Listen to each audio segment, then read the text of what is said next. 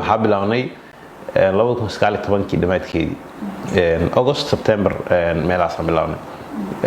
diyaarinteeda dan October laga yaabaa inay episode-ka ugu horeeya aan publish garay aan sii daynay so intaas wax baan ka baranayna maalinba wax baan ka baranaynay studio baan lahayn qalab fiican baan lahayn maalinba process maaragtay ayaan ku jirnay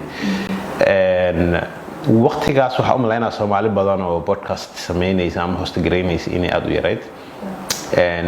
horta inay Soomaalida podcastiyada ay ku soo bataan wax fiican waaye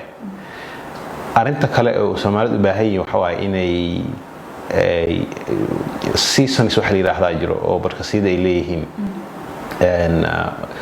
in ay nidaamiyaan qaabka ay podcastiyada u sameeyaan oo season-kan mowduuc gaar ah kale in looga hadlo oo mowduucaas dhowr qof oo kala duwan ay ka hadlaan kadib markii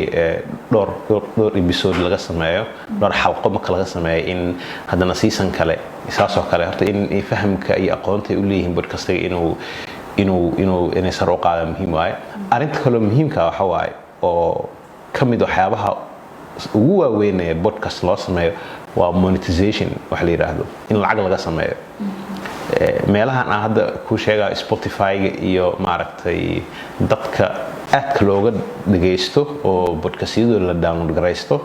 shirkadda Spotify waxay lacag siisaa dadka oo podcastiyada host gareeyo